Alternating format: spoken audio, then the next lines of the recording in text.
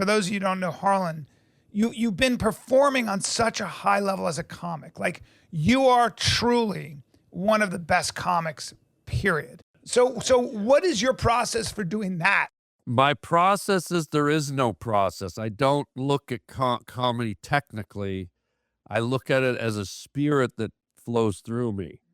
And so I've just learned over the decades of doing this to just put total faith in it, walk through that curtain. I go, Spirit, take me where I need to go. Spirit, lead me where... Yeah, it's like a magic carpet ride, you know? It could be considered off-limits.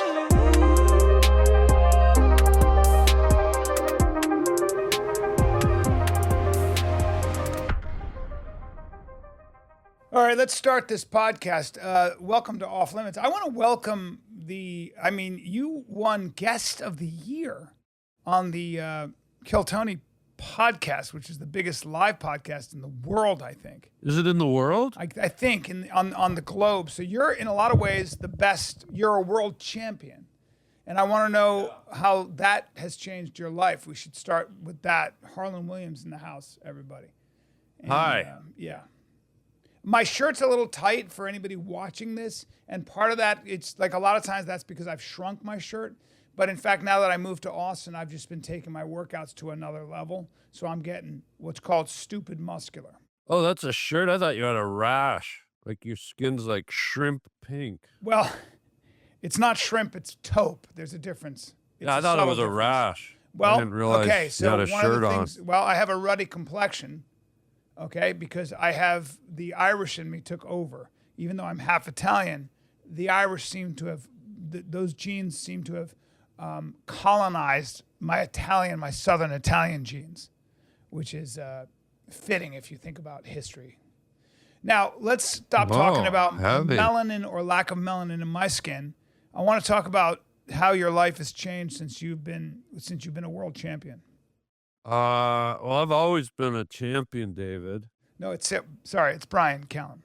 Yeah. I thought you said you were half Irish. Well, yeah, but my name is Bryan Callen. We've known each other a long time. So. Yeah, but Brian in Gaelic is David. Oh, right.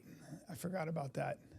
Yeah. Is your shirt on a little too Brian tight? Brian in Gaelic means King of the Jews. So, right. Yeah. You know, if your shirt's too tight, it messes with your circulation, guy. Yeah, I know. Like if you get too tight and too ripe and too shrimp pink, yeah, you're probably not going to have a cohesive pod here today. Yeah, so here's what happens when you're Bryan If you could Callen. close your legs. Yeah, no, I won't. Here's what happens I'd when like you're if Bryan Callen. you did. When I hit that gym and I say to myself, who's Jim? We're not taking any prisoners. Okay? Who the fuck's Jim? Well, no, it's a gym. You said you were going to hit the gym. All right, I want to get to some real substantive conversation here.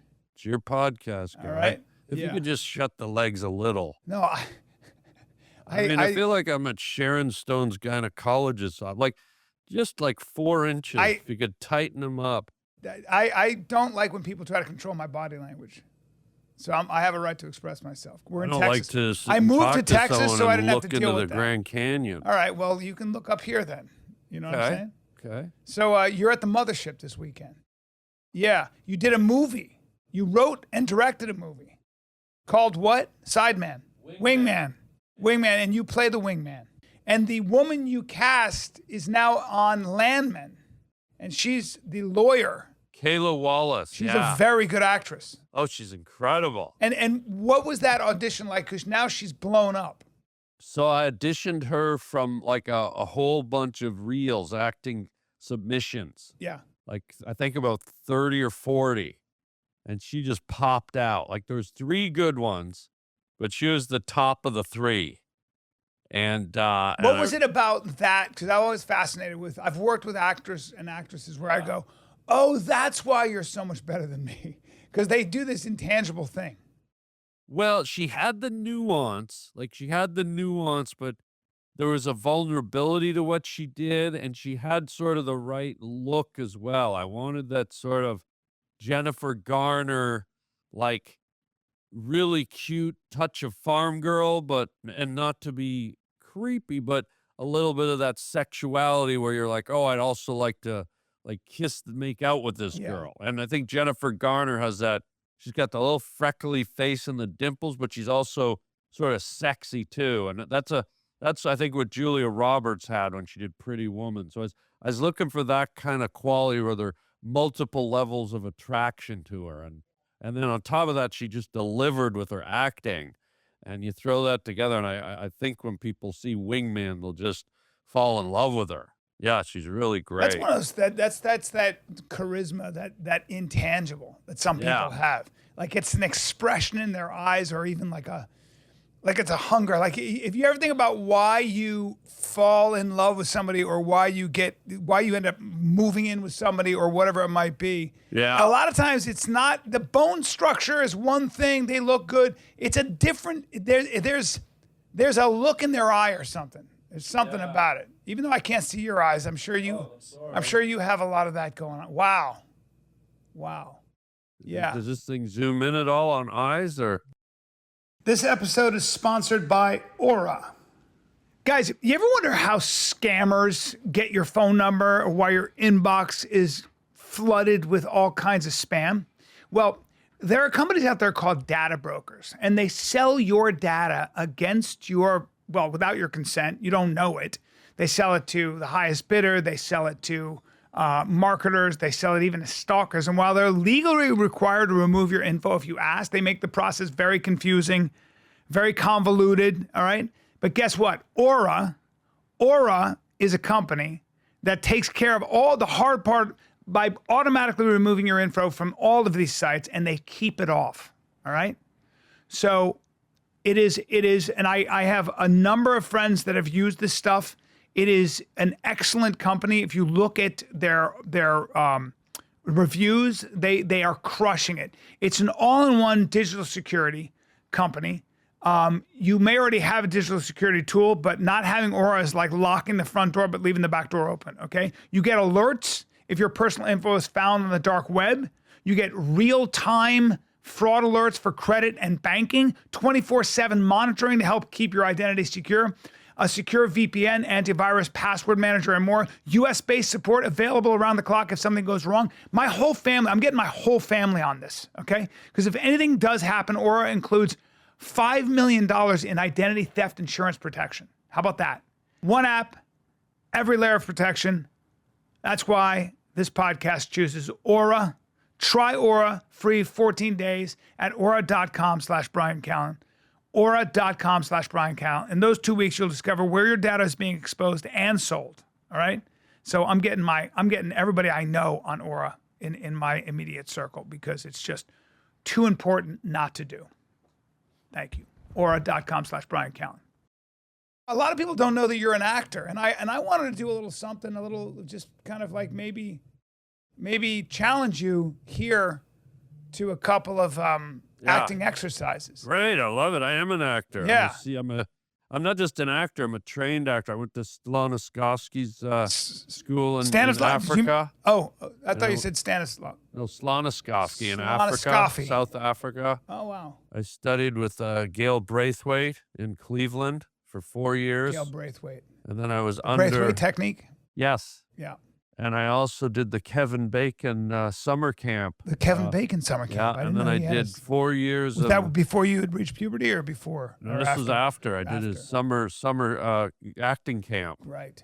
And then I did 4 years at DeVry, night school. Night the school, acting. Isn't DeVry a technical? Yeah, but they do there's technique to acting. Oh, wow. So I did the night school. So you studied a lot.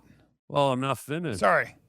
I did the Carol Burnett comedy seminar. Wow. At the Tokyo Convention Center in '89. Wow. And I did the Demi Moore. It was sort of like a sex camp. Like there's acting, but it was a sex camp, but it was like hot tantric sex in a sweat lodge.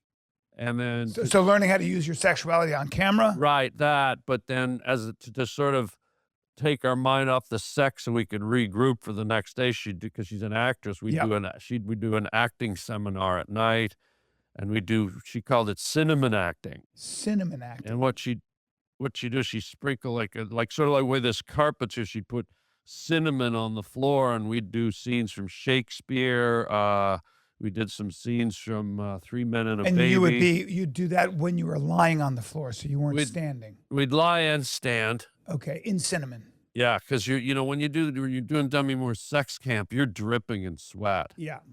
And so the cinnamon, I guess, just helps with the pores. And Well, they say it's also a good antibacterial. I don't know if you know that. Yeah, that's true. Yeah, so it keeps things clean. Yeah. Yeah. And so we did scenes from Schindler's List. We Oh, did scenes from That's what was it called? Mannequin. That movie Mannequin. yeah, that I could understand, but Schindler's List doesn't feel like it's a place where you would need a lot of sexuality. Dude, when you're in a cinnamon Demi Moore sex camp, Right. it doesn't matter the genre. Yeah. We did some scenes from Blackula.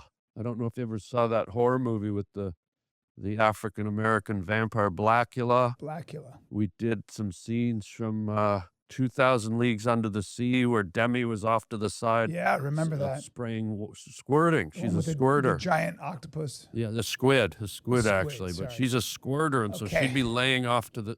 Yeah. No, I just feel like this is kind of personal and Well, it's a camp. But you asked me about acting. If Yeah, you want to yeah. talk about rhinoceroses, let's go there. But you said you wanted to get deeper into stuff. I and wanted then I'd sort of open up to you. I wanted to do like, some You're over acting. there grinning like you just like you're peeking through Delta Burke's window at night, watching her play with a cucumber. Delta Burke is that's a fairly older. You're dating yourself, but I appreciate the reference. I was grimacing a little bit. I just found it a little off-putting. Now let me move on. And would you mind doing a demonstrating what you would do with a line, for example? Great. I thought maybe you could show us how you get shot. Obviously, you don't die right away, and you've been shot. And I wanted the challenge, the prompt would be, as you're dying, you say one thing that fills your killer with guilt for the rest of his life. Oh wow. Yeah. Okay. So I'm already shot. Yeah, but then you die, and we'd like to see how you die. Okay. Right. So do you want to see the shot, or I'm already shot? I will shoot you. Okay. And then you will react, and then you probably have. It's a 9mm, so you probably have, 10 to 15 seconds, I'd imagine, before you expire. But I'm going to leave that up to you. But what am I need, just for context, because I think what we're doing now, just so you folks know, we're creating art. And what am I doing as I'm getting shot? Am I at the kitchen table? Am I harvesting crops? Like You're actually, we're going to start with you telling me that this is all a big misunderstanding and that you didn't steal my money. Okay, and I'm glad you asked, because it's important for any of you young students out there to have context and to know where you're coming from. And that was a great lesson already. So thank you for that. Do you mind if and what's your character's name, just so I can get into this? My character's name is Rattan. Retard? No, Rattan. Sorry. Yeah. I'm having trouble with I the know. headphone. Did you say retard? Nope, I said Rattan. So, yeah. Can you spell it for me? So it's Ratan. Okay? And Could you use it in a sentence? Because I'm hearing retard. well, And you look a lot like a retard. okay, and you're being Well, I'm trying to you're get into being a character little bit fungus face. and, okay. Look. Fungus face. Look, Retard, can fungus you not, face, whatever. do you mind? So let's try this. You have to give me, I'm going to say, where is my money? And as you're giving me the excuse, I'm going to shoot you. Let's do it. Okay, let's do it. Ready? Yeah. And action. Look, Where's my money? I don't know what to tell you. I had the money, and I lost it. And You lost it. I lost it, okay? Where'd it go? I was in the alley with Danny, okay? With Danny Danny. had me covered. We were walking to your back door. We hit... Ooh. How many shots did you take? One shot. Oh, sorry. Can you do it again? Yes. I thought there were multiple. I thought you were having a spasm. No, I thought usually you shoot 6 times to make sure they're dead, at least the movies I do. Okay, but Do you want to act or not, retard? Rattan. Rattan? Rattan. Rattan. I'm going to do it again. Okay. And let's start again, and I'll shoot One you shot. one shot. Yeah. 'cause And if then I shoot- have to say the one word that makes you regret. Well, you got to say a sentence or whatever that fills me with guilt for the rest of my life, and Okay, then got it. you have to expire. Okay, got it. Ready? Where's my money? I swear to God, I had your money. You had my money. I don't know what happened to it. I was in the alley with Donnie, and we were walking down the alley, and Did it sprout wings and fly away? I swear to God, You swear to God, what? a cat ran by. It was a black cat. Ah!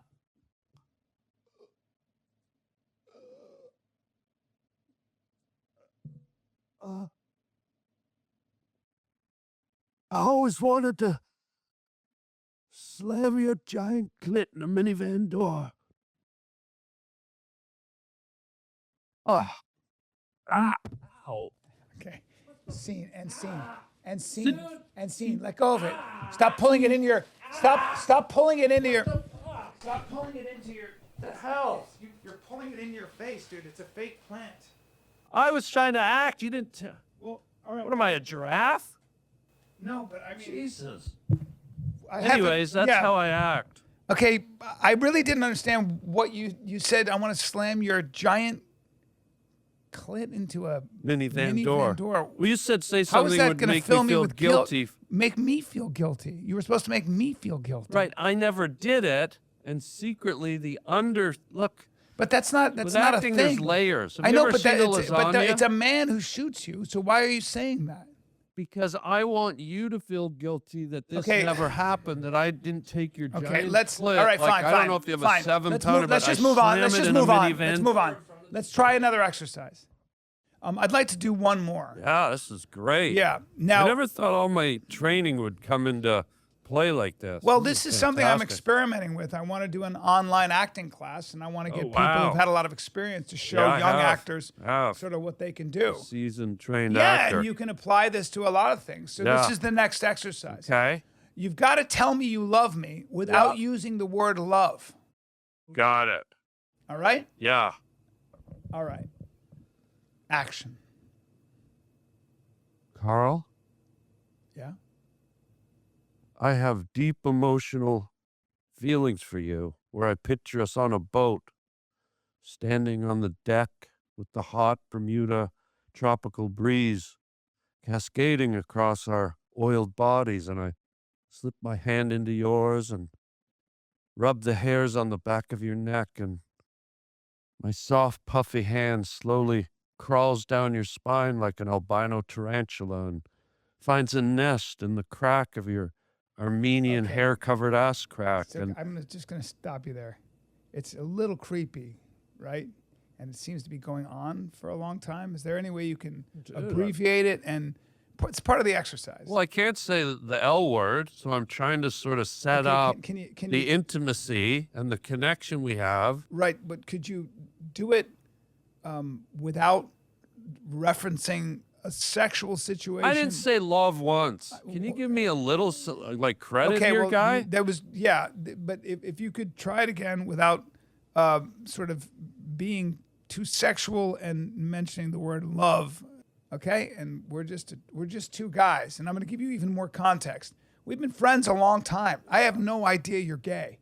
I have no idea. We're probably just a couple of farmers sitting on the end of our we have our pickup trucks, and we back them up to the cornfield, and we just talk sometimes, and we just Okay. drink beer. And what's your name I'm again? sorry I'm adding this stuff, but it's coming to me now. Doesn't matter to me. I'm a Yeah. professional actor. Yeah. I can take it. Yeah. I have to move on. If there's one thing Kevin Bacon and Demi Moore taught me, be flexible. Move on the fly. That's right. I had an acting teacher who used to do that too. Really? Yeah, we stay in the moment. So why don't we try this again? And we're just a couple of farm kids with rough hands and broad shoulders. You And know what's what I your mean? name again? My name is Billy Bob in this. Okay. You know? You called me Carl last time. Well, that was for that scene when Okay. we were on the boat. Yeah. My hand was in your Armenian. We're in the outskirts of Norfolk, Nebraska. Got it. You know what I Okay. mean? We're in farm country. I right love now. doing character work. Yeah, you're great. And so we're just looking out, and I'm just a family man. I mean, hell, I got my girl at home, and But I got to somehow convey to you that I love you, you can't without. take it anymore. You just can't take Yeah. it anymore. Okay. This thing is eating you alive. Okay. And you got to be careful out here because we're in the heart of Nebraska. Got it. This is God's country. You understand? Okay, It's got where the it, Bible yeah. is read every single Sunday. Okay. So you've got a lot of guilt here. But Got it. but you love the shit out of me. Yeah. You know what I mean? Like all you want to do is probably kiss me. Got it. Okay. Hard and true. With Yeah. clear eyes and a full heart, Like a farm guy. Like a farm boy. I mean, you want to get those rough hands around my shoulders or whatever it is. Maybe, I don't know, you probably think about a lot of stuff. And you're real confused about this now. Yeah. Because, well, you're supposed to marry Jenny. Yeah. She's a great girl. Great. Isn't she? Oh, bad. I mean, Yeah. no one puts a cobbler on the window ledge like her. Nobody puts a cobbler on a window ledge like Jenny. The way Yeah. it steams out there in that Oh, Nebraska crust, you can air. smell it wafting across the heather. Probably from wheat she shucked herself. Yeah. Right? Yeah. Probably wheat she shucked herself. Well, you don't shuck wheat, you shuck an oyster, but, But I don't know much about farming, but you're already in character, which is kind of amazing.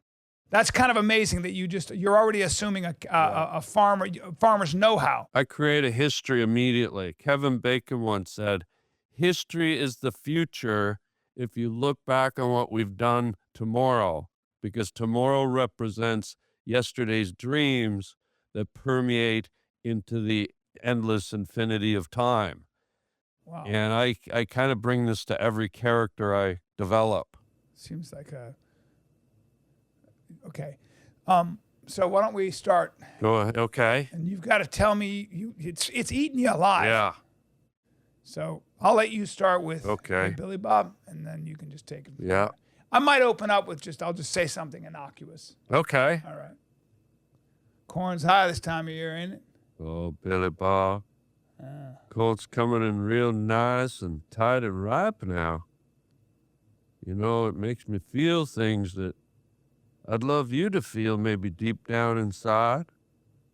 In fact, if you want to head over there by the edge of the rows and pull down your farm pants and run backwards through the corn, eventually you're going to feel the way I feel about you now, Billy Bob. Tight and ripe and Stephen King style children of the corn now. You run backwards through them rows and you go stretch open wide like Orville Redenbacher's garage door. Okay, I got to stop you there. Yeah. You said I can't say love. We started out really strong. It was very good and very grounded, but then you started talking about me running backwards and Through the corn. stretching. Because What was the, yeah. I asked you not to do the, I'm not sure I get That's what good. you're I like saying. that. Is that a huge beer can? Oh, this is just the cushion. Oh, I thought you were fidget. using it as a. I'm a fidgeter. Yeah. Never know Anyway, what that to was do with my really hands. good. I thought that was really good. I thought Yeah, I thought I hit it. Yeah. I thought I got to the emotional, I felt there was an emotional connection. Who's your favorite actor? I would probably, if I'm being honest, Yeah. me. And I think you can see why, because of, the training I've had, what I've done. I mean, I'll rent a steamroller. Have you ever seen a giant steamroller? Sure. And if I see her out at a country fair or a farm fair, or even on the streets of L.A., I'll run over Meryl Streep with a steamroller. Why would you do that?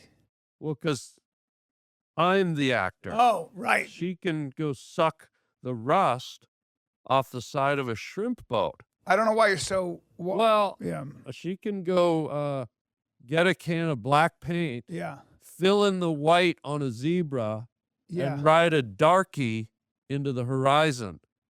Like You're the guy. I'm the actor I see when we talk acting. So you you see- asked me who's the best. So you see acting as a competition. Meryl Streep can stand a canoe up in her toilet Yeah. and paddle all the way down Shit River Wow. because I'm in Daddy's in town. Okay. Yeah, I got it. You're asking these questions like you don't want the So answers. you just don't like your competition, is what you're saying. I'm just saying there is no competition. Got it. Well, I can see. You did some. You did. I Some good stuff. demonstrated. Do you sing at all? Yeah. You do. Oh, yeah. Wow. You got to do it all. Is there a song? Is there a verse you could sing? Yeah. Any in particular one that you Sure. like? Do you look like you're an REO Speedwagon guy? I am an REO Speedwagon Yeah. guy. Who isn't an REO Speedwagon guy? Heard it from a friend who, excuse me, just before it, singing's a whole nother level. It is. You're not going to Just do give that me, thing. it's all singers know this. Wet your whistle. Heard it from a friend who, heard it from a friend who, heard it from another, you've been messing around. Wow. Shh, you're making up your white lies. You're putting on your bedroom eyes. You're messing around and you're fucking my friend. Okay, I don't know. Oh, shh, you take it on the run, baby. Okay. That's you know, That I was do good. the thing. Yeah, Whitney you're doing that. Houston Houston. I was does, and about to say. Christina Delirious Yeah, I was about to or say. whatever. Yeah, I was about to say that's It's what like Whitney it's- Houston does. Yeah. Yeah, I took a summer that camp was when good. she was alive before she went for that swim, Oh, and God. she had a summer bubble camp where we sang by the lake because the lake has the acoustics Yep. where you can't buy that. Yeah. You couldn't even go to the Sydney Opera House and do a You're popcorn. you're fart. from Canada, so I'd imagine you grew up around lakes. Yeah, lakes all around. Yeah. I love water. In fact, when my mother's water broke, Oh. I actually popped out and had a sip like a baby deer. I was like, God damn. right off the floor. I love water. Man. Like Yeah. You're a water guy. I thought you were a hockey guy as well. hockey too. Well, what happened? Here's what's funny. I And live in racquetball. Canada. Yeah. My mother's water broke. She was outside. It froze. Oh. And I popped out and threw some blades on, and I skated around for about half an hour till my placenta dried. Yeah. And then I crawled back up inside because baby got cold. Okay. Okay. If you're not getting, look, dude, here's I- our I'd like- podcast I'd work. You love- ask yeah. questions. You show up here in your shrimp pink outfit. It's taupe, but Well, now I'd like to shift gears, Harlan. Do you go Yeah. back to Canada, and are you happy with the state of Canada? Canada's not a state yet, No, but I'm it will saying be. with the state of Canada, and I don't know if It's it not will a be. state yet. No, I know. That's a real They contentious want to make issue. it a state. Well, Someone- when Trump you was talking just about said- it being a 51st state, did you take umbrage with that? I don't know what the word umbrage means. I'm an actor. I'm not I'm not William Shakespeare. Okay, well, I guess What does umbrage did you mean? take offense to that? I have no reason to take offense. I might do a concrete wall, but Yes. No. Yeah. Okay. So you think it's okay for Canada to be the 51st state? so there's a lot of Canadians outraged at me right now Yes. because I said it's a possibility. Did you say that? I've said it because everything's a possibility. That's so bad. So I've had Canadians go, "You're a traitor," and this is I'm a proud Canadian. I love being a Canadian. Yeah. I'm a deep, proud Canadian. I might even go out on Pride Day to show how proud I am. Yeah. But I said everything in life is moving. Everything changes. Alaska used to be part of Russia. North Korea and South Korea used to be one. East and West Germany used to be one. Geography changes all the time. And, you know, there's a lot of emotion when it comes to national pride. Oh, we'll never change. But let me just submit. I'm not saying do it. Right. I'm not saying it's going to happen, but let me submit. Here's the strongest economy on planet Earth, the most powerful military on planet Earth saying, hey, you want a free all of this? And you could say yes, you could say no. Not for me to decide, but anything's a possibility. Doesn't make me a traitor, makes me a free man expressing ideas. Well, Canadians are historically not that prideful of their country in a way. They're very easy. They're very easygoing. Super prideful. Yeah, but they're very easygoing. In other words, so I feel like if you were to invade any country, you could probably invade Canada, and they'd be like they're so polite that they'd be like, "Hey, this is not cool, bro." Yeah. But I don't know if they would like. No, don't be deceived. They no. Canadians have a hockey player's fighting That's spirit. true, actually. So they're very nice. At the end of a hockey game, True. they shake hands. But during the hockey game, they're the meanest pit bulls you've ever met. That's probably true. So Canadians, yes, they are nice until you push them the wrong way, and they can be just as badass as any. Don't forget, Canada was instrumental in winning World War II. They landed on the beach in Normandy. They helped shape and change the tract of that I war. didn't know that actually. Oh yeah, Canadians played a huge part in helping to win the Second World War. Really? So Canadians, yeah, we're nice, we're polite, but you want to party? We'll party. It's called throwing down the gloves, okay? Yeah. Yeah. It's called dropping the hammer. Yeah. It's called we'll twist your neck off. Well, they're smell tough your people, right? vitriolic fluid and suck your lips. Yeah, they're tough people. I don't know where that came Yeah. from, but No, but I know what you mean. You're yeah, being we're metaphorical. tough. We're tough. We're nice. We're polite, but and people get sensitive when you mention, oh, we're going to become the 52nd state. But you know, life changes, history changes, and sometimes, you know, I'm not saying do it or don't do it. Take it easy, Canada. But sometimes when a good deal's thrown at your door, you have to at least look at it and go, hey, let's say if I don't know, some smaller country, like I don't know, well, Greenland or Bermuda and Yeah. the state. I mean, look at Hawaii used to be independent. Yes. So, you know, you're some country that's not Canada, and the United States says, hey, how would you like to be part of the biggest economy and military in the world? Blah blah blah, and everything that comes with it. You're saying there's some upside to it. There could be if that's how you want to see it. But people who are Canadian will resist that, of course, because it took a lot to become Canadian.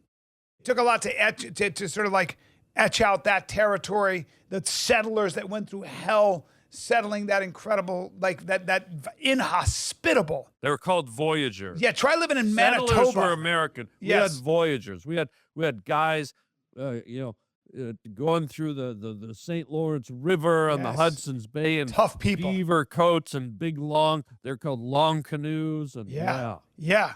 Not easy. Trapping animals, grizzly bears, timber wolves. It's really the cold in Canada. It's a rugged country, but here's why. Okay, Canada, don't get mad at me. And again, this is all comedy. Yeah, it's all comedy. But if I would want Canada to become part of the States, this is comedy for one reason. And maybe it's not comedy. So I never have to, I fly from Canada to the U.S. a lot. such a pain So in I the ass. never have to go through an immigration line again, stand in those lines like a donkey Takes lining up in the forever. slaughter, filling out the stupid paper. so They true. stop you for no reason. There's no point to it. You fill out those things. It takes 3 hours extra. So just to get rid of that, come on, let's do it. Are you a dual citizen? Yeah. Yeah. Yeah. It's such a pain in the ass when you get to Canada. It's horrible. Waiting in that long, like snaky line. Let me Going through. in and coming out. Yeah. It's just like, it's sort of degrading just for that, to get rid of the border. Yeah. Let's do it. Yeah. And again, I'm joking, Canada, my own people, relax. But where would draft dodgers have to go if you took Ooh. Canada away? You know what I'm saying? Yeah, well, there's no Vietnam That's true. anymore. So you can just sort of not worry about that. That is true. Were you in Nam? You look like you were. I'm not that old, dude. You look like you did a few tours. Well, I'm a pretty rugged guy. That's what it is? I've been up against it. You know what When I mean? you're so tough, you look like you were in a Vietnamese platoon. You got some Well, got some gravitas. Go on ahead you. and ask me what I'd do if a man came through this door right now to attack me. If a man came through this door right now with like a bamboo like spear and came right at you, how do you react? Or is it too fast to even see? I'd meet him halfway, Harlan. What do you mean? I'd meet him halfway. Halfway to the door. Yeah. So you'd go about 5 He'd feet. expect me to be in shock and just stand here and go, what? But I rehearse that kind of scenario constantly in my brain. So what I do is I just redirect the point, redirect it. Of the spear? Yeah, it's just a parry here. You ever see how they do that with a tiger shark? As the You could tiger shark's close your coming at you, legs. you just go like this. You just put your left hand on his right eye, and you just direct him this way. And he's like, what? Kind of like being a sea matador. I'm a bamboo matador. So you come in with your dumb bamboo spear, and it's here, and now you're right here. And then it's this, it's elbow, it's knee, it's a lot of things. That seems like a lot of technical work. You know what I do? Yeah. I pull out a panda. I keep a panda cub in my backpack. Oh, I just pull it out, and that's all they eat. They love bamboo. okay. So it's just Yeah, and the almost like the panda Pac-Man. starts eating it. Yeah, and then I can relax, have a bowl of cheesies, maybe enjoy some Pringles. Or we just see a big cloud of pee-pee on them khaki pants of yours. Just for technical reasons, Yeah. because I went to meteorology school, a cloud of pee-pee. A cloud of pee-pee. And you know what happens when somebody does that? Oh, Bri redirects that point too.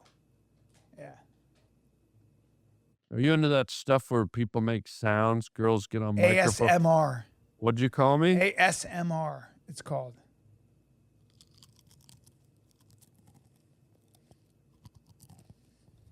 So there are people that love that, and there are a lot of people that hate it. Why are you squirming? Now, what kind of diet do you stick to? Is it Pringles and Gatorade? My diet sticks to me. I don't stick to a diet. I eat caramel, ice cream, Caramel. fudge, Yeah. and I love a good walrus steak. Walrus. Have you had walrus? Mm-hmm. Yeah. Have you? They have it at Whole Foods. I didn't It's know that. seasonal. I didn't Yeah. know that. Yeah. Boy, that seems, yeah, It's thick. Are you a fan of bacon? Like, do you like fat? I do. Well, walrus has blubber. I They know go it does. another step to Yeah. like, I'm on a blubber diet, and Are you? oh, dude, Yeah. it's like drinking. It's the difference between drinking regular unleaded or diesel. Yeah. It's like a fuel in there. And when I do my 9-mile run every morning, and 9 miles. yeah, 9. like I'm just using this walrus blubber as almost Yeah. like an extra gas tank. Wow. Do you run? I don't. I hate running. Really? Yeah. I don't like to run. I lift weights. I do a little jujitsu and I box. Talk to me about jujitsu. I'm getting too old to do jujitsu. Like, I just don't care enough. But like sometimes I'll do a little touch sparring with these guys, and then we'll like do a little quote unquote MMA. So that incorporates wrestling. And what that means is I'm doing it with these guys who did it professionally. So when I say I do jujitsu, that's another way of saying I'm on my tummy or on my back, squirming around, trying to get out from under a larger, more experienced man who's giggling a lot. Wow. Does that make sense? Yeah. Yeah. So that's kind of what's going on with me. Do you So ever whenever I do- say these things like I box or I do jujitsu, if you were there, you'd see me moving around with a guy who was way more experienced, and he's not really hitting me, but I'm kind of like trying to hit him. Wow. But it makes me feel like I'm tough, and I like to tell people that I box, and I like to tell people I do jujitsu. Jujitsu. Do you do Muslimitsu I or just the Jew stuff? so I think you're You ever roll around on the floor with a Muslim or a Hindu, even like a Hinduitsu or? I roll with people. Buddha-itsu? I roll with several people, and I don't ask their religion. Well, I thought you said you did jujitsu. I heard you say it. Well, it's JU. JU too. I'm just asking. Yeah. Do you do jujitsu or not? I do a little jujitsu, Okay. which is a Japanese word. Meaning I don't know what the wrestling meaning with a Jew? is. No, it doesn't. Well, And what? It's a common Dude, misconception. Are you It's a common purposely trying to fuck It's me a over? common misconception, and that's not what it means. Sounds right? like it. Sure sounds like it. You're very white. Yeah. Yeah, you're white guy. I was telling you earlier, I'm white, but something happened. I threw my spine out. Yeah. I was doing karate at the Oh. Japanese Cultural Center down at 49th and Whitmore Yep, over here. I know it very well. Karate And, is. and I threw my 3 lower vertebrae snapped when I picked a young boy up and snapped him over my knee. a And young boy. like a Japan, like there's kids over there learning. And I'm sort of like, they're white belt, yellow belts. I'm a black belt. So I was like, oh, sensei, master, can you show me a move? And all. Remember how Bo Jackson used to snap a baseball bat over his knee? Yes. I'll pick up a little Korean boy or a Vietnamese kid and just snap him over my knee. And I guess I overdid it. The kid was a chub, like a chubby. Oh Jesus. Yeah, Harlan, fat. Harlan, first of all, karate is not a Korean or Vietnamese martial art. Wow, they're all the same. I mean, It's when not you go all when the you go to same. Panda Express, it's Harlan, that's spring incredibly rolls, offensive. cashew No, shrimp. I mean, it's all on one plate. No, pandas are indigenous to where? China. Thank you. I know. I keep one in my backpack. Hello. Where are tigers indigenous to? Can you give me India, one? That's Nepal. one. Nepal, and Russia. Russia, and there's one more place. Tigers. There's several Bengal. more places. Bengal would be considered technically India, right? India. Don't tell me. India, Russia, Nepal, Indonesia. No. Yes. Indonesia. The Sumatran tiger. Yes. And, Very good. Jeez. And Jeez. I don't know if there's any other places. There's one more place. Thailand, perhaps. Or they once roamed Hey, Kevin, there. look up and see if tigers. I don't think they're there anymore, but They were. actually, tigers are in Vietnam, so they must be also in Thailand. Is that accurate though? Because I know you're referencing. I think you're right. I'm going to Apocalypse say Now. that tigers are in Thailand. There's a subspecies in Thailand. Oh, well, so it's an underwater tiger? Yes, it's an aquatic tiger. Oh, those subspecies. And there's one yeah. more place. There was the now extinct It's the tiger in Siberian Australia. tiger. Yes, that's the Tasmanian tiger. There's the Siberian tiger that's in Russia, as you said. That's what I Siberia. said. And it's the And biggest of all the tigers. 700 pounds. And where else is it? Well, I wouldn't call them. All I wouldn't right, fat shame all them. right. It could eat you in a second. Oh, Say yeah. it to its face. Yeah. Say it to its big striped face. Yeah, you'd have your hands full with I it. wonder if a zebra and a tiger copulated, if they would create a Picasso. Well, Because that's like a firestorm of stripes. Yeah. Orange, black, white, maybe a Pollock. well, they wouldn't really meet, would they, in the wild, the zebra and the tiger? No, but they are meat. Yes, they are meat. There's So one what's more your- country, China. China. You missed China in that. Yeah. Can you check that, Carl? Yeah, it's actually. China has Yeah. You're really bad with names, man. China has tigers? Yeah. Yeah. South China tiger. Yeah, there you go. See that? Is it a traditional orange and white tiger or It is it a is. subspecies? No, it's a traditional orange and white. Huh. Okay, so I learned one new thing here I wanted today. to switch gears because you wrote and directed Wingman. How do we go from tigers to wingman? Because we've kind of exhausted tigers. You have. All right. Well, Go ahead, maybe- wingman. as the steward of this podcast, I have to make sure that people are getting something from this. Who's your favorite director? And what's your favorite the 5 movies that had the biggest influence on you? Ridley Scott's Blade Runner. Yes, The great. first one. Thank you. Unbelievable. Unbelievable. Orson Welles' Citizen Kane. Really? Groundbreaking. You've never seen it, I have have you? never did it for me. Dude, do yourself a treat. Yeah, never did it for me. Have you seen it? Twice. And from a directing point of view, at the point in his cinematic history when that movie was made, I suppose that guy yeah. he paved the way for all these other ones. Yeah. The things he did with a camera had never been seen. I don't know. See, I didn't watch never it. watched it? No, I did, but I didn't watch it with that eye. So I'm a little bit, I'm rewatch ignorant. it. Remember, it came out when cameras were just sort of set up and shot. This guy was panning through walls. This guy was, you've got to rewatch that. The angles. I mean, Yeah.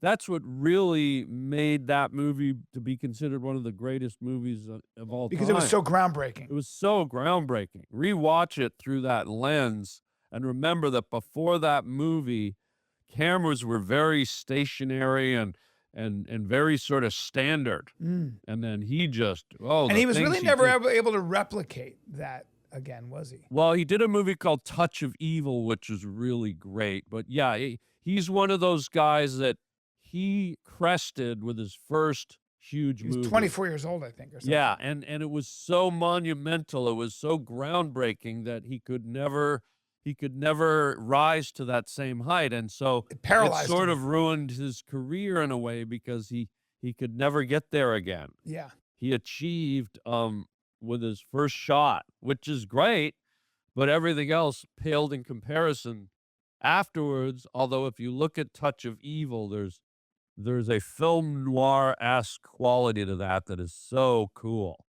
Have you ever seen Touch of Evil? I haven't. No. Oh, he's big and he's fat. He plays a grisly old detective down in New Orleans, and the streets are hot. Is that the scene where he pushes his mother down a flight of stairs in a wheelchair and laughs? No, Okay. no, but it's with a young Charlton Heston, and it's just a lot of shadows and a lot of, it's a really like steamy sort of. So, anyways, I love Blade Runner. I love Citizen Kane. I really like what they did with Raising Arizona, Oh, it's a great the movie. comedy, but also the camera work Great and the movie. way they. So you look at the camera work. That's your Oh, thing. I look at everything. Really? Unfortunately, it's a curse. So Wow. as a director, as a guy that's been in like 50 movies, Yeah. I'm You not. can't help but like see how it's shot. Oh, I watch a movie and I look at the texture on the wall. Like you can't see it on camera, but here we have a stucco wall. Right. Or if we're in a cave or there's a rock background, I will look at the texture of the rock to determine if it's real rock or Oh, if wow. it's imitation. Yeah. I will look at the paint to see if the prop guys built a wall and aged it or it's actual real peeling paint. And I'm not always right, but a lot of times I look at every Well, you look at the detail. details, right? Everything. So Todd Phillips is that way. We were shooting something. Todd Phillips, the guy who wrote and directed Hangover 1, 2, 3, The Joker. He's amazing. And he's, I think, one of the great filmmakers. And we were doing a commercial, and I had a little more scruff than like I had like maybe the day before, but tiny bit. And I said, if people are looking at that, then I just regurgitated some bullshit line, which is, well, if people are paying attention to that, then we're really fucked. Then Did we've he get lost. mad? He goes, I hate when people say that. He's like, I hate when people say that. Like the difference is in the details. And if you don't pay attention to every detail, you are not working in a capacity of excellence. Well, I'll tell you, when you have a $300 million budget and 4 months to shoot a movie, you can have that luxury. Yeah. When you're shooting Wingman, a feature film, and you have 15 days, Oh my God. and you're going to 4 to 5 locations a day, Oh my God. and instead of shooting 2 pages a day, you're shooting 9 to 14 pages That's a day. insane. There's times where even my own hair, I knew it was out of done. I go, you know what? I don't even have time Yeah. to move that prop. Like it was so insane. The time. So is that going to drive you crazy when you watch it? No, because I know I did the best I could, and it's here and there. There's little details where I can see it. Like I'll be in a scene and my hair's parted this way, and then a few cuts later, it's like that way a little. Right. And you're right. I think most people won't pick up on it, but I certainly saw it. But I look at the monumental mountain I had to scale every day just to make my day, and I went, I'll live with it. Yeah. What I'm happy about is that we got the scene, we got the comedy, we got the lighting. I can cut a movie together. Yeah. I'm not going to die because there's a hair out of place. But if I had 3 months and I had a full like Hollywood crew from a studio, then he's right. You should pay attention to all that stuff. But Right. I've seen huge movies like Oppenheimer. That was a huge movie. And there's a scene in that movie where, and this is how detail-oriented I am, to put an example of what we were talking about. There's a scene where I think Robert Downey Jr. walks out of a mansion and Albert Einstein's in the distance at the edge of a lake. And as he's standing at the lake, I guess they thought it would be quirky that the wind came and blew his little hat off. And if you look at the trajectory of the hat, you can clearly see that it's nothing that wind would do. It looks quirky and jumpy, Oh. like a string pulled it off or something. Ah, yeah. But the average person would pick up on that. And then I just recently watched Meet Mr. Black, that Anthony Hopkins, Brad Pitt movie where I remember he plays that. Meet Joe To Black. Meet Joe Black. I remember that. And at the it was end an of okay movie. It's okay. It's got its moments, but there's a moment at the end where there's him and Joe Black just before Joe takes him at the end. They're standing at the mansion watching the fireworks, and they're just standing there. And on the front view, Anthony Hopkins is holding up a coffee, and then they cut right to the back, and both his hands are down. Oh, damn. Like I see That's something- everything. Well, I see you'll everything. love this then. So Patty Jenkins, who wrote and directed the movie Monster with Charlize Theron, great movie. And when she got that movie, she was nobody knew her, and Charlize Theron signed on to do the movie. But I remember when they said, we have the money and we're going to shoot it in Vancouver. And she said, no, because Eileen Warnes did it in South Florida. And so I remember she said, they said, well, it doesn't matter. And she goes, well, why don't you want to shoot it in Vancouver? We can make it look like Florida. She goes, because the light's different. It is. And she said, true. they were like, what? And he goes, people won't notice. And she said something really brilliant. She said, they won't think they notice, but they will subconsciously notice, and it'll change the entire movie. You need tropical light. You need sticky air. You need Southern Florida. It happened in Southern Florida, man. Well, you know what you need almost more than anything is the foliage. There's Yes, so many movies that are shot in Vancouver. Yeah, you need the and foliage. Then they go outside and it's pine trees and evergreens. Doesn't work. And it's the wrong shrubbery. And so all this stuff is very accurate. So for her to shoot in Florida, it was the right move. And I could feel Florida all through that movie, not just because of the sky and the light, but the mini malls and the scenery and the palm trees. So sometimes you got to be real careful with that. With Wingman, we had no choice. We had to shoot in a small lumber town in northern Canada. And I had to make that look like New York. Oh, shit. Like, yeah. So, and I think I sort of pulled it off a little. I'm probably wrecking it now by telling it, but man, it's a big part of the process, as you know. Yeah. Did you love doing the Joker? Yeah, because I knew I wasn't going to be in the movie. Like within 3 days, I was in this old carpet factory. We shot it, and I was in the room with Joaquin Phoenix for 5 days, and watching the way that guy worked. And I also could see, I was like, I was playing this washed up stripper who kind of like gets sold by the hour by this agency. Yeah. And so I had this wig on and all that. And I remember it was a big deal to get that part. But I looked at Todd Phillips and I said, I'm not going to be in this movie, because I knew the way it was being shot. I was like, I'm not going to make it to this movie. And he started laughing. He goes, no, and I go, no, don't bullshit me. I know it. Because it really, Joaquin Phoenix had to be in every scene.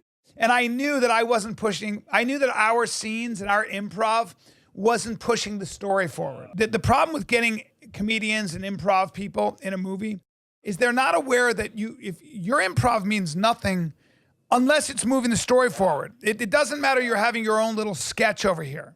It can't just be funny.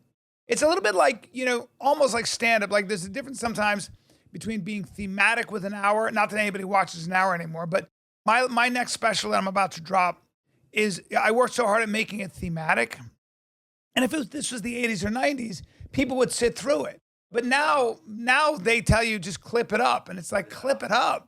Like, it's all context, man. It's all a story. It's a theme. So I didn't know you took film so seriously. And it's interesting because you are a comic. And for those of you who don't know Harlan, you've been performing on such a high level as a comic. Like, you are truly one of the best comics, period. Oh my but it's God. true. I could put you. Thank you. What I mean Coming by that from you, that means a lot to me. But I put you on the same level. Well, listen, I appreciate that, because putting you in a lineup. So if there was Bill Burr, Dave Chappelle, Joe Rogan, just give me anybody you want.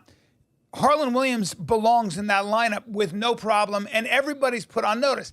This isn't blowing smoke up your ass. This is something everybody would agree with. There's never been a time when you've taken the stage and not made everybody laugh really hard all the time. And so you seem to keep doing that, and you've been doing that for the 20 years I've known you. Yeah. And it hasn't waned. So what is your process for doing that? Like, do you ever get to a point where you're like, damn, I don't know if I'm going to be able to do this again?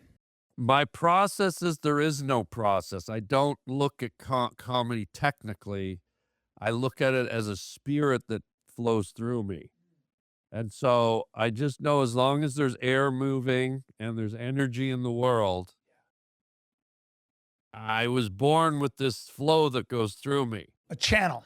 Yeah, I'm just a conduit. Yeah. And so I look at my vessel as a conduit, and I let the spirit of it pass out, and hopefully it makes people laugh. And I figure, as long as the universe is channeling, I've never written a joke down in my life. What I love about the spirit flow of comedy is it pulls you along. It's almost like being a writer and not having the end of the plot.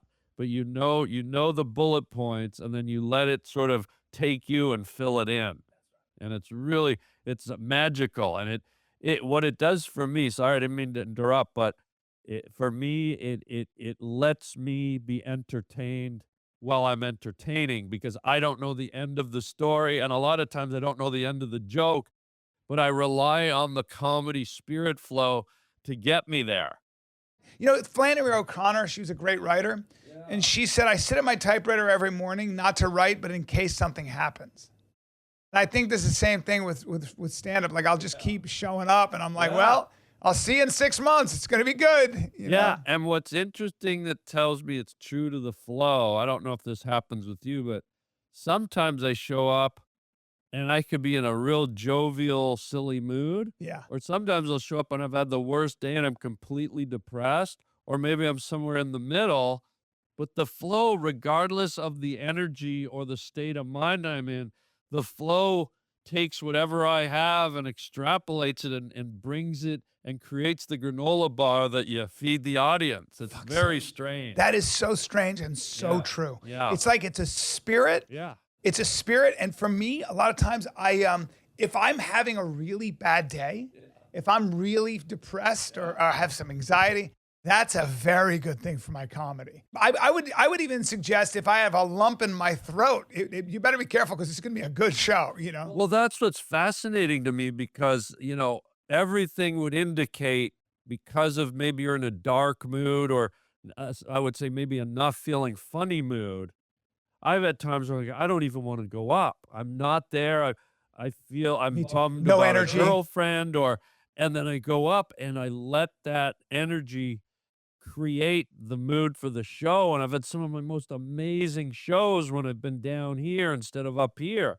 And so I've just learned over the decades of doing this to just put total faith in it, walk through that curtain, and I go, Spirit, take me where I need to go. Spirit, lead me where. Yeah, it's like a magic carpet ride, And that way I'm having fun too, because it's a mystery to me, It's like I'm Nancy Drew solving a comedy mystery, That's the one constant in my life. It's the one thing you too, but it's the one constant that I can rely on. The spirit of comedy. I know that no matter what, Fiona Apple said that to me once. Really? She said, music, she was getting involved in this charity. Yeah. And I said, do music, you're such a genius. She goes, music will always be there.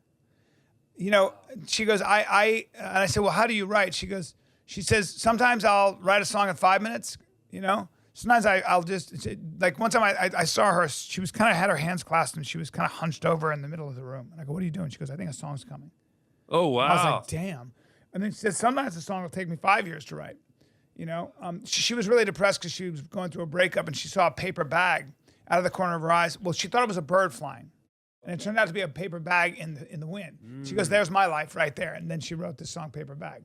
So. Wow. Fiona Apple said to me once? What? Bite me. Okay. Yeah. Yeah. Were you dressed like an apple? No, she's an apple. She's Right. Fiona Apple. I thought maybe she was dressed like an apple. No, she is an apple. So Right. she said, bite me. Yeah. See how I switched it around though? How I played but it didn't work the way you did it.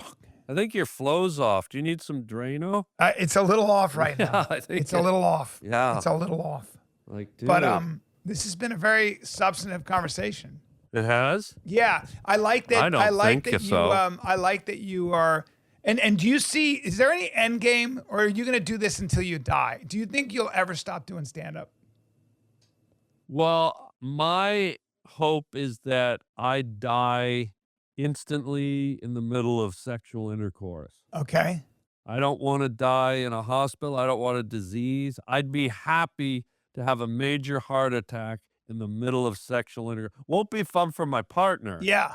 But I think that'd be the best way to go out ever. I agree with you. I think that's a great way to go think out. about the end. I just think about having beautiful sex at the edge of a beach or in a hot air balloon or at Arby's. My best friend, Arby's, my best Through the friend's dad, drive-through my window. best friend's dad died in the best way possible. What? He was 85 or 84. He was playing pickup basketball with his son, his nephew, his grandchildren were watching, It was on St. Paddy's Day, and he's 100% Irish. And all his friends were upstairs, and he had just been with all of them because they were going to do a sort of a. Was he fucking the mascot? No, he was not. It was a family reunion, and he's playing full court basketball with his son. And everybody was there. His whole family was there that day. He saw his whole family for St. Paddy's Day. It was a whole celebration. They're already there. It was already awake. Yeah. And they're playing basketball at the NYAC. And he went like this. He looked at his son and he goes, "Hold it." And his son goes, "What's up?" And he just fell down and died right there. Beautiful. Yeah, right. Like his nephew's son is there, you know. But I mean, what a way to go. Well, playing nowhere basketball. near sexual intercourse. Well, you know, full court basketball, bro. Yeah, but families are annoying. Don't They you want are. to be like looking in Raquel Welch's eyes and just yeah, and Raquel Welch's eyes. That'd be fun too. She's good. Raquel too. was fun too. That was Raquel? her heavier sister. Raquel, yeah. Yeah. But yeah, I think how would you want to die? I think probably the way I would like to die is standing for the truth and standing there alone with naught but my broadsword or my katana and having the hordes, the barbaric hordes on horseback coming at me in a cloud of dust. And I look at my friend and I say something like this: "Well, we may see a little sport yet today. Tell my wife I died well." Do you need some Pringles, dude? No, dude, not when I'm about to go. And I pull my broadsword and I run. I run at that army. And that's all you see. You understand, dude? You know what I'm talking about? You remember Point Break, the first one, where Patrick Swayze decided to surf that tsunami-like wave knowing that he wasn't going to survive? Yeah. That's the way you go out, bro. All right? You go out and you meet that army halfway, and you're outnumbered. You know you can't win, but what matters is that you made a stand. Yeah. And you came at it with your eyes open. You decide when you go, not the Grim Reaper. You decide. Now, the truth is, I'm probably not that guy. The truth is, I'm probably not the hero I've always wanted to be. So, Are any of us? Well, that's a good question, right? It's hard to be because death can be unexpected. Yeah. You can't plan it. So that's why I suggest have sexual intercourse every day. Yeah. And hopefully the odds are you die on top of your lover. That's one good way of looking at it, because the idea of trying to be, you know, the idea of heroism, courage, you know, even intelligence, all that stuff is compartmentalized, right? Yeah. So like, I've never quite believed, I don't like talking about things like, I don't like taking credit for example, even my own success or hard work or, you know, well, you're brave. Somebody said to me, you have fortitude, you know, and it was a nice compliment. And I said, that's very dangerous to take in seriously and to take some pride in, because I don't know to what degree anything I've ever done is a credit to the way I'm wired. I've got a lot of liabilities. I got way more liabilities than I have strengths anyway. But, you know what I mean? You ever feel that way where you're just like, I don't want to take credit for any of that stuff, and certainly not bravery. What do you mean bravery? I'm brave on stage because I know how to navigate that space. You know what I'm not brave? In the middle of the ocean at night. I'm going to be crying like a baby. Oh, see, I don't do that. I'm brave at all times. Oh, you are? Oh, yeah. Oh, wow. Okay. Yeah.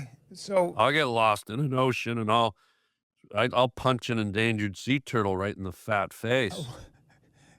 Like, I don't care. I'm brave, dude. Yeah.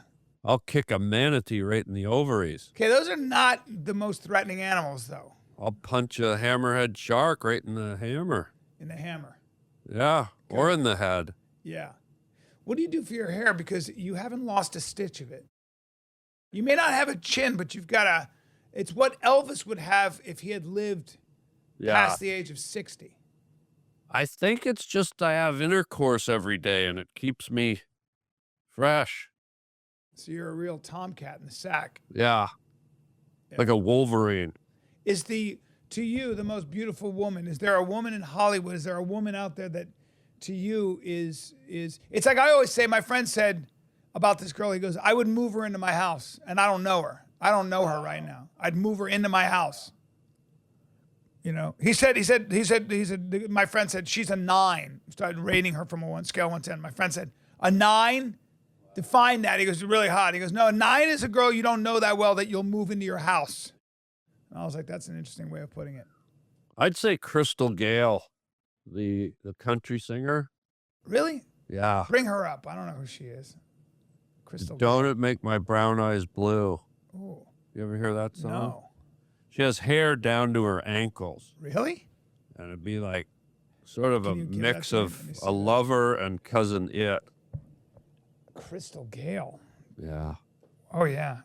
Older, which I really appreciate. Yeah, I think she's about 87 now. Okay. But when she was younger, I get it. She have any Native American in her? I hope not. Boy, Crystal Gale. I'm right with you on that. I'm right with you. Yeah. Yeah. You ever been with a woman who has a shaved head?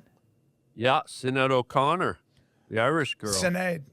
Pardon me? Did you guys have a timeshare? I can't remember. Something like that. Well, what's interesting is Sinead O'Connor, she was a bald Irish girl. Yeah, tortured soul. And we did this role playing that she loved it. I don't know if this story's true. Well, she's dead. You can't verify. Well, that's the problem, isn't it? Well, now you only got my word. Yeah. But we did this role play where she used to, it was so fun, so kinky. She used to get me to put baby powder on her bald head. Uh-huh. And then she loved to fantasize that she was a roll-on deodorant stick. And so I'd rub her head around. She'd have the baby powder. I'd rub her head around under my dirty armpit. Wow. She'd make me go work in the cornfields, and then I'd just rub my stinky You'd pits come on back her. from working the fields. Yeah, and her baby powdered covered head. Sometimes we do whipped cream. Yeah. This is Yeah. not. Yeah. Yeah. Well, I appreciate the story, but I think we're You gonna asked. have to wrap things up. Is there anything else you want to talk about, Harlan Williams? You did a great job with the acting. Great job with the singing. We talked about your favorite movies. We only had 3 in there. Yeah. We talked about the spirit of comedy, and then you brought it to Sinead. So Yeah. maybe- I would just say maybe in closing, I do a podcast where I share my comedy, The Harlan Highway. very good. You've podcast. been on it a few times. Yes, and the ever-growing podcast, Harlan Yeah. Highway. Well, you're getting this Kill Tony thing.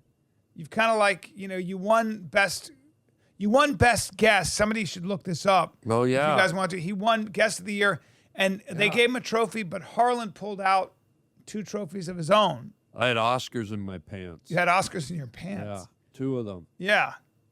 Well, I don't want to cheesy, God bless Kill Tony, but Yeah. if I'm going to get an award, I want an Oscar. I love the Kill Tony award, don't get me wrong, but I'm up there I'm going for swinging for the fence. I want an Oscar. I don't Yeah. want a double. I want a You don't homer. feel that was forced? No, I sat there for almost 2 hours with 2 Oscars down my pants. 2 of them. Yeah. Wow. And then when I got up there, I pulled them out, and it was Oscar night. Yeah. Yeah. Yeah, congrats. Thanks, guy. I know you'd like to win an Oscar someday. I will. Who would you thank? Probably God. Yeah. Are you a religious guy? I believe in God. So do I. Yeah, I'm not a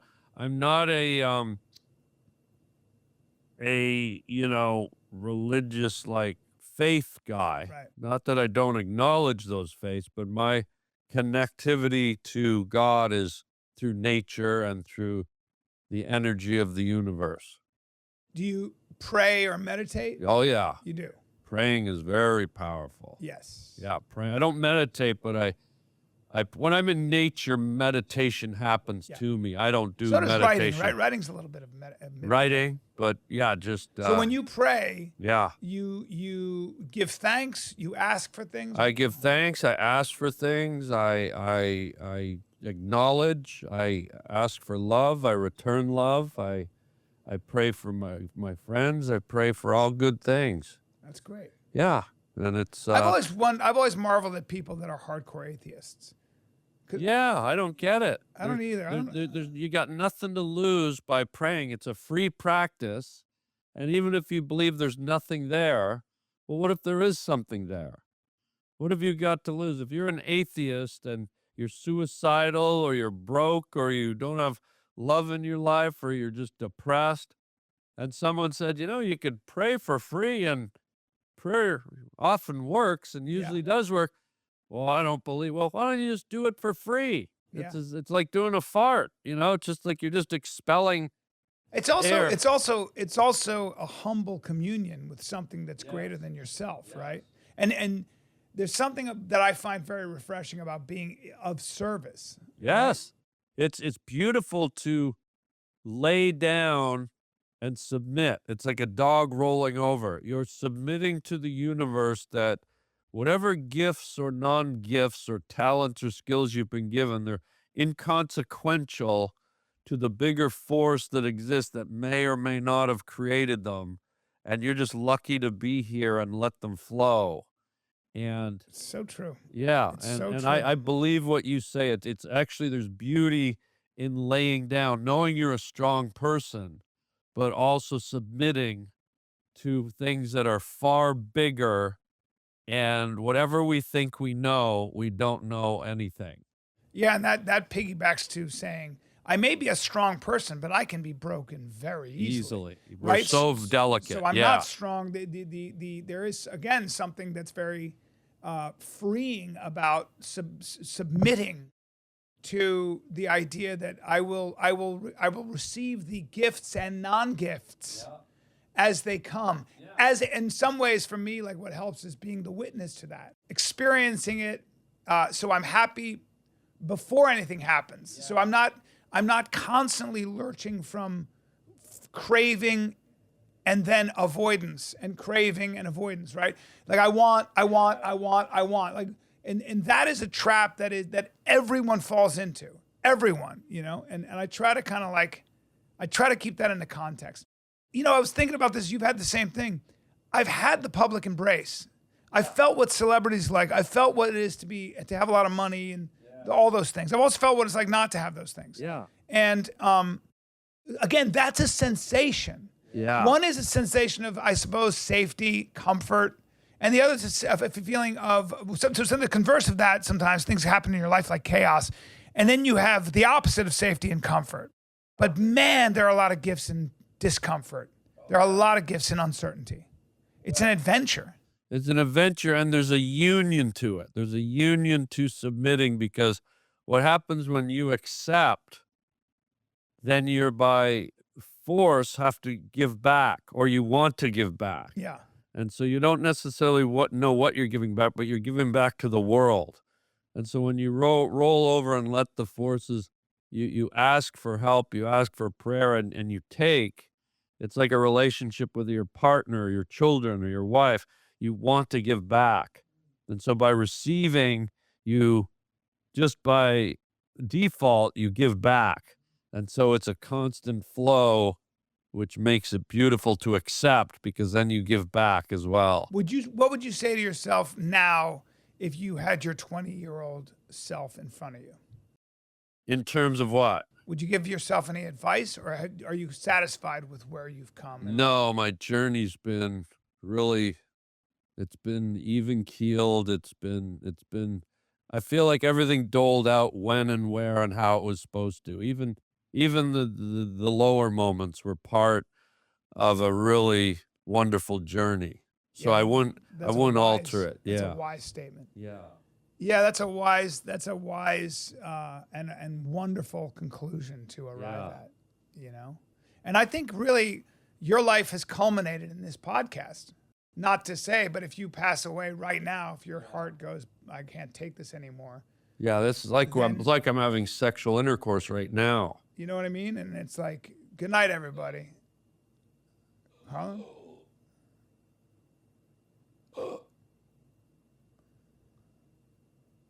And that's more my acting. Yeah, I that do. wasn't, yeah. That's what I do. Yeah, that was a really convincing, that scared me. My pulse, that was really, I thought you actually died there. That was really good acting. We're going to end on that note. Thank you for sharing your talents and fake dying, which didn't feel very fake just now. It felt very real. Thank you for telling us about movies, about God. I think we covered literally every base. Can I share one last thing before Please, we go? please. My Pringles. Here, friend. Have some Pringles. Are you sponsored by Pringles or something? No, I'm just sharing my Oh, Pringles. you want me to have one? Yeah. Thanks, buddy. They're the cheese kind. Great. I love cheese. All right, guys. This has been Bryan Callen, and this has been Off Limits. And that was Harlan Williams. Wait, I don't want them to know who I was. Following information may challenge your ideas and could be considered off